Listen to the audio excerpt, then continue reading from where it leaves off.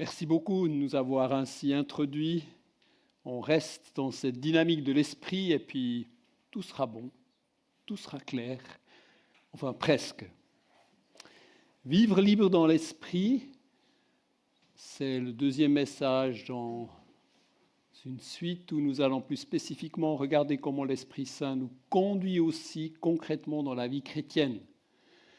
Et pour cela, j'aimerais aborder, entre autres, le rôle de la loi dans l'éthique chrétienne, puisque lorsqu'on parle de la vie chrétienne, c'est une vie dans la louange, dans l'adoration de Dieu avant toute chose.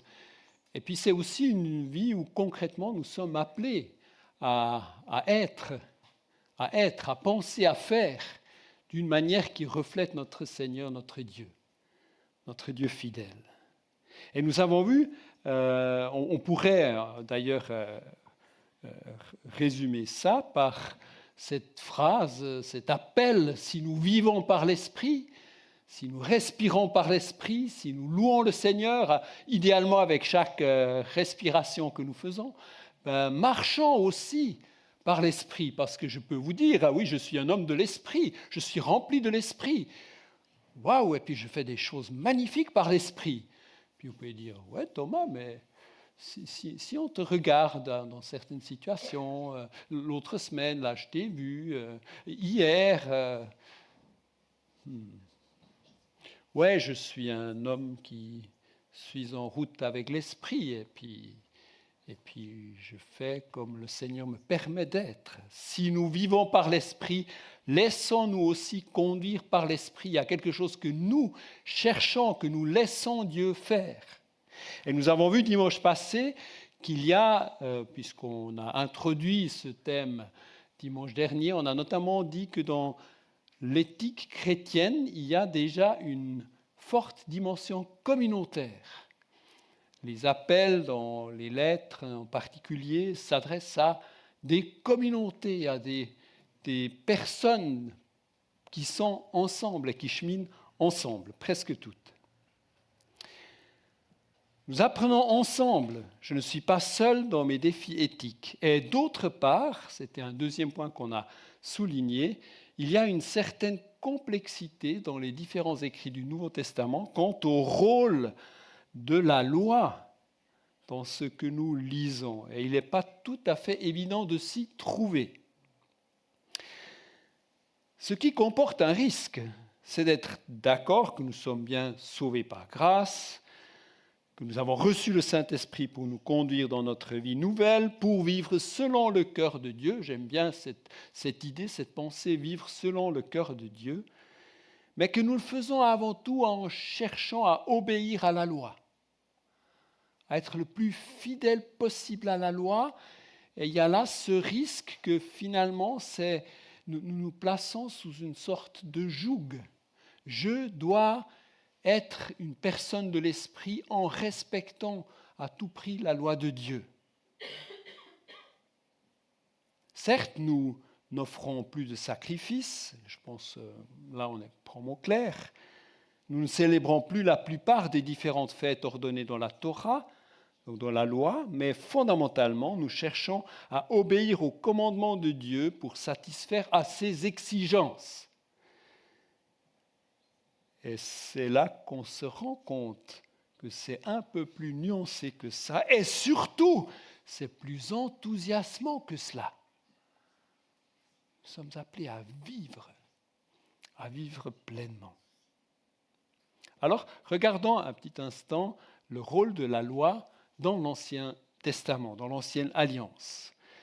Elle était composée de différents types de lois, elle avait comme fonction de garder Israël comme peuple dans une relation appropriée avec Dieu, et aussi la loi allait marquer son identité. Tu es le peuple de Dieu, adore Dieu d'une certaine manière qui est digne de Dieu, et puis comporte-toi dans ce monde d'une certaine manière et tu vas être dans ton identité marqué par ce peuple de Dieu. Ce qui n'était pas le rôle de la loi, c'est qu'au travers elle, Israël serait juste. pourrait satisfaire à toutes les exigences de Dieu ou qu'Israël serait sauvé au travers de la loi. Israël était le peuple de Dieu parce que Dieu l'avait appelé et conclu une alliance avec lui, et la loi a été donnée pour vivre concrètement en tant que peuple choisi de Dieu. Et ça n'avait rien à faire avec le fait qu'Israël soit le peuple de Dieu ou soit sauvé. Comme l'histoire d'Israël l'a démontré d'une certaine manière, ce projet de Dieu a abouti à un échec qui est illustré par l'exil notamment. Et en même temps, il y a toujours eu des Israélites fidèles. On le voit aussi, même pendant les périodes les plus sombres. Puis, mystérieusement, par la souveraineté de Dieu et d'une manière qu'aucun Israélite n'aurait pu soupçonner avant que cela ne se réalise, donc mystérieusement, ce peuple a donné naissance au Messie, le Sauveur, et son œuvre de salut a donné naissance au don du Saint-Esprit à la Pentecôte, qui a donné naissance au peuple de Dieu, le peuple de la Nouvelle Alliance. Il y a donc tout un engendrement, tout un mouvement de vie qui fait qu'il y a eu le peuple de la Nouvelle Alliance. Et avec du recul, il y a ce constat. Ce qui s'est passé là, Dieu l'avait en fait annoncé. Et on le voit dans ce texte. Je ne sais pas si quelqu'un serait d'accord de se lever et de lire ce texte en le proclamant. C'est un très beau texte, un texte assez central entre l'Ancien et le Nouveau Testament. Est-ce que quelqu'un serait d'accord de le lire en toute simplicité? Voici les jours viennent, déclare le Seigneur, où je conclurai une alliance nouvelle avec le peuple d'Israël et le peuple de Juda. Elle ne sera pas comme celle que j'avais conclue avec leurs ancêtres, quand je les ai pris par la main pour les faire sortir d'Égypte. Cette alliance, ils l'ont rompue, alors même que j'étais leur maître, dit le Seigneur. L'alliance que je conclurai avec le peuple d'Israël consistera en ceci, déclare le Seigneur. J'inscrirai mon enseignement non plus sur des tablettes de pierre, mais dans leur conscience. Je le graverai dans leur cœur. Je serai leur Dieu et ils seront mon peuple. Personne n'aura plus besoin d'instruire ses proches en disant « Apprends à connaître le Seigneur ». Car du plus petit jusqu'au plus grand, tous me connaîtront, déclare le Seigneur. Et je pardonnerai leurs torts, je ne me souviendrai plus de leurs fautes. Merci beaucoup. Un texte qui annonce ce qui allait arriver, et ce qui a été annoncé est arrivé, et puis on pourrait citer d'autres textes qui identifient en fait cette nouveauté, principalement par la venue du Messie, mais aussi par le don de l'Esprit, le don du Saint-Esprit. Et le moyen par lequel cette loi sera écrite dans le cœur des membres du peuple de la Nouvelle Alliance est effectivement identifié avec le Saint-Esprit, par exemple dans 2 Corinthiens 3. Et grâce à ce don de l'Esprit, la justice, la manière de vivre selon le cœur de Dieu, qui n'était pas possible dans l'Ancienne Alliance, finira par être possible dans le cœur et au travers du don de l'Esprit du peuple de la Nouvelle Alliance, car ils seront inspirés et vivifiés par le Saint-Esprit. Ce qui fait que tout devrait être clair par la suite. Mais la question reste quand même, quel est le rôle alors de la loi dans le Nouveau Testament, dans la Nouvelle Alliance? Et là, c'est justement pas si clair que ça, parce que d'une part, il y a, et on va juste le voir brièvement, il y a une continuité d'avec l'Ancien Testament, mais il y a aussi une discontinuité d'avec l'Ancien Testament, d'avec l'Ancienne Alliance. Et je vous propose de voir d'abord la discontinuité de la loi par rapport à l'Ancienne Alliance. Puisque Paul, dans ses développements souvent compliqués, mais c'est de lui que nous avons la logique, et parfois une logique en tension de cette compréhension. Principalement, il affirme un certain nombre de choses qu'on n'aurait jamais pu affirmer quand on s'était situé dans l'Ancienne Alliance. Puisque d'après Paul, La loi, elle apporte la connaissance du péché, elle suscite même jusqu'à un certain point le péché. Pas intentionnellement, mais le péché devient plus évident par la loi. Et puis si quelqu'un est pris dans un mouvement de dépendance, par exemple, ou de mal qui s'enchaîne, ben c'est comme si, à cause de la loi, ça devient évident. Et on se rend compte qu'on est comme prisonnier, mais on ne peut pas en sortir, sous l'ancienne alliance. La loi aussi, d'après Paul, fait proliférer les transgressions et conduit à la condamnation. Ça veut dire que si on veut vivre dans la logique de la loi, qui n'était pas la logique de Dieu, mais si on veut être juste devant Dieu en suivant la loi, on allait forcément se tuer à la tâche, parce qu'on n'arrive pas. Et l'objectif de Dieu n'était jamais que par la loi, on soit juste devant lui, justifié. Ce qui fait que Paul ose dire à un moment donné que la loi finalement était plutôt un instrument de mort, car elle mettait en lumière la corruption humaine. Mais, et c'est là, point à ne pas louper, mais la loi conduit vers Christ, qui ouvre à l'esprit. Ce qui fait que, ben voilà, la loi, d'une certaine manière, elle est comme une sorte de pierre d'achoppement qui fait que si on s'en couple, en fin de compte, dans l'objectif de Dieu, on tombe sur le Christ, qui vient nous libérer d'une logique de devoir être justifié par la loi. Et il y a une continuité aussi. Toujours d'après le même Paul, et des fois dans des développements qui sont très proches, très imbriqués en fait, Paul dit aussi que la loi, elle est sainte, et le commandement saint, juste et bon. Elle est spirituelle. Elle est un avantage pour les Juifs qui ont reçu les paroles de Dieu, et aujourd'hui encore. Et puis la foi en Christ n'annule pas la loi, dit Paul, mais lui donne sa juste valeur. Alors, je ne vais pas aller trop dans le détail parce que ça serait prendre un peu trop de temps et je pense qu'on n'est pas dans une étude biblique, mais on peut poser la question avec cela, comment comprendre ce qui peut paraître finalement contradictoire, cette loi, et puis à quoi est-ce qu'elle sert encore aujourd'hui? On peut en tout cas dire que la loi a gardé Israël attaché à Dieu tout en conduisant le peuple à devenir le véhicule au travers duquel Dieu a amené le salut par son Messie, par le don de l'Esprit, et là pour tous les peuples. Et dans ce sens-là, l'Esprit est la clé de compréhension par rapport à cette tension de la loi entre l'ancien et le nouveau et son rôle aujourd'hui. Gordon Fee, dont on suit en partie un peu la logique dans ses messages, qui est basé profondément sur la parole, bien sûr.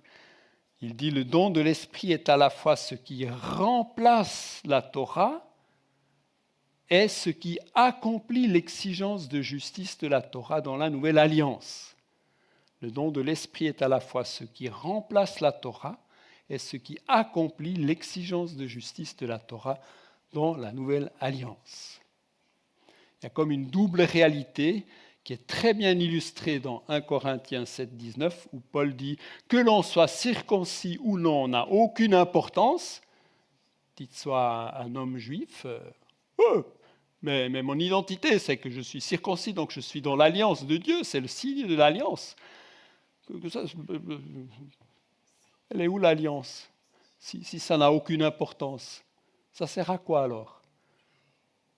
Ce qui importe, dit Paul, c'est l'obéissance au commandement de Dieu.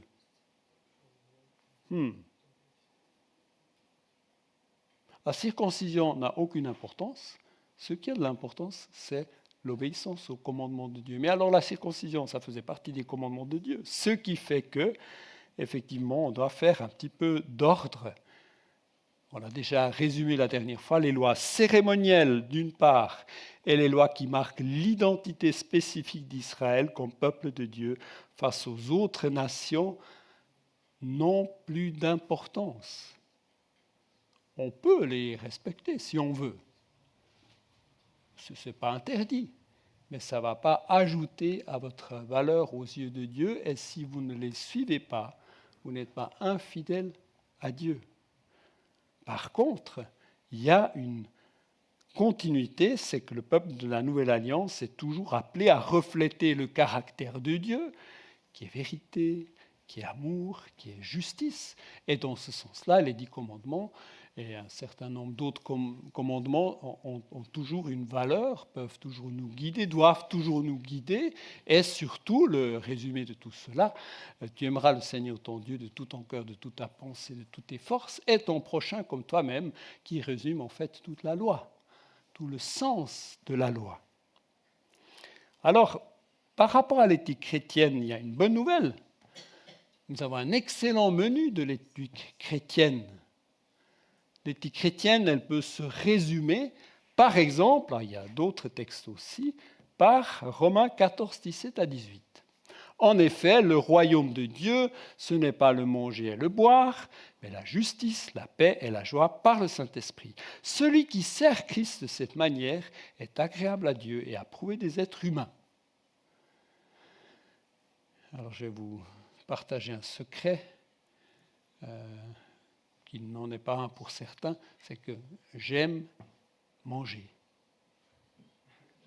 J'aime manger. Pas forcément des trucs très très spéciaux, mais rien que le matin, une bonne tranche de pain avec du beurre, de la confiture, un café. Mais moi j'aime ça. C'est un peu du bonheur. Un peu, je dis. Alors, est-ce que c'est le royaume de Dieu ou pas? On dirait que non. Bon, c'est le plaisir de la vie, surtout si on a de quoi manger, quand même. Mais il y a mieux, il y a plus important, qui peut justement venir peut-être libérer ces bons plaisirs, disons. Paul dit, le royaume de Dieu, c'est la justice, la paix et la joie par le Saint-Esprit. Celui qui sert Christ de cette manière est agréable à Dieu et approuvé des êtres humains. Il y a là comme une sorte de résumé de ce que nous sommes appelés à rechercher de tout notre cœur. Et ce n'est pas un respect de toutes sortes de lois que nous devons apprendre par cœur, etc.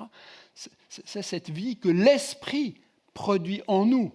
Le Saint-Esprit est le moteur et la force concrète que Dieu nous donne pour vivre ces choses. Je propose d'écouter encore une fois Gordon Fee à ce sujet-là. Si donc l'Esprit est au cœur de l'éthique de Paul, c'est d'abord parce qu'il n'existe pas de salut en Christ qui n'englobe pas la justice du peuple de Dieu, un peuple qui vit selon le cœur de Dieu, pas parfaitement, mais concrètement. On n'est pas sauvé par la pratique de la justice, ce serait impensable puisque la justice en tant que comportement est le fruit de l'action de l'esprit et non une exigence d'obéissance préalable. Donc si dans la Bible vous voyez ces encouragements, mais vivez selon le cœur de Dieu, ça ne sera jamais sans que le Saint-Esprit nous soit donné pour le faire, pour le réaliser. Parce que c'est la vie de l'esprit, entre autres, pas seulement. Mais l'obéissance est rendue possible par la vie de l'esprit. Ce qui veut dire aussi que nous sommes appelés à chercher l'esprit chaque jour, à demander à Dieu de nous renouveler. Vivre par l'esprit.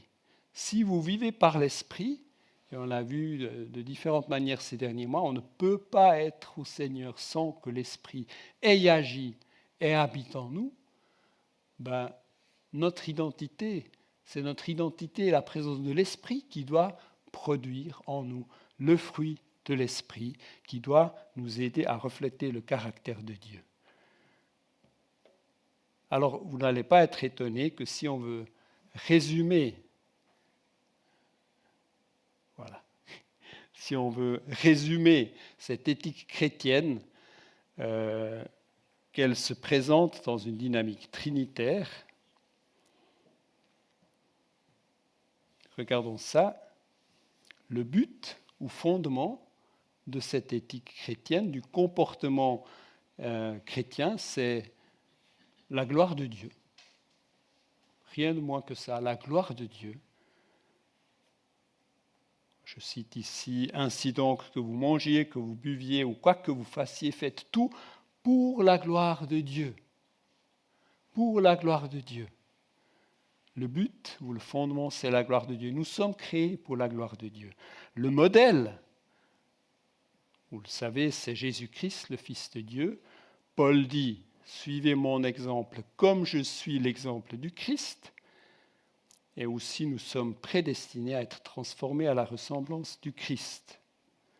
Ça, c'est le modèle. Et puis le principe central, ça ne va pas vous étonner, c'est l'amour, parce que l'amour est l'essence même de Dieu. Soyez donc les imitateurs de Dieu, puisque vous êtes ses enfants bien-aimés, et vivez dans l'amour en suivant l'exemple de Christ, qui nous a aimés et qui s'est donné lui-même pour nous comme une offrande et un sacrifice dont l'odeur est agréable à Dieu. Ce qui nous conduira tout à l'heure à la Sainte Seine. Mais pour ce matin, l'essentiel, le plus important, c'est la puissance. C'est le Saint-Esprit de Dieu.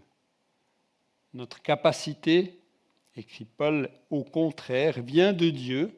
Il nous a aussi rendus capables d'être serviteurs d'une nouvelle alliance, non de la lettre ou de la loi, mais de l'Esprit, car la lettre tue, mais l'Esprit fait vivre.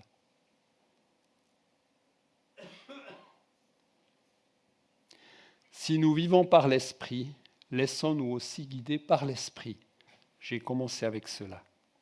Il s'agit donc de vivre chaque jour dans la dépendance du Saint-Esprit, de vivre le désir d'être équipé par lui, d'aspirer à vivre et à manifester le royaume de Dieu par sa présence, la présence puissante de Dieu. Et puis, quant au rôle de la loi dans l'éthique chrétienne, oui, les 10 commandements et les 2 plus grands commandements particuliers ont toute leur valeur et inspirent notre marche avec l'Esprit. Mais c'est surtout un chemin de cœur à cœur avec Dieu pour nous laisser conduire par l'Esprit. C'est là que j'ai fini pour le côté enseignement et la mise en pratique. Je me permets, avec le risque que ça comporte, de faire, pour terminer, un lien avec l'actualité. Alors peut-être vous avez espéré pouvoir échapper à des allusions à ce que nous vivons, mais non. Mais non, je sais qu'on en parle beaucoup et d'une certaine manière pour cause. Je pense que nous étions sans doute nombreux à suivre ce qui s'est passé ces derniers temps et en particulier aussi par rapport à la tragédie de Crans-Montana, la cérémonie en hommage des victimes de ce terrible incendie. Cela a été largement couvert par les médias et je trouve dans l'ensemble avec du respect. Et en prenant un peu de recul, pas beaucoup, mais un peu, pas beaucoup parce qu'il n'y a pas eu beaucoup de temps, mais j'ai été frappé par plusieurs choses dans ce qui s'est manifesté autour de ce drame. Des éléments qui témoignent en fait des aspirations profondes de nous autres humains, de nos besoins les plus profonds que nous partageons avec tous les êtres humains.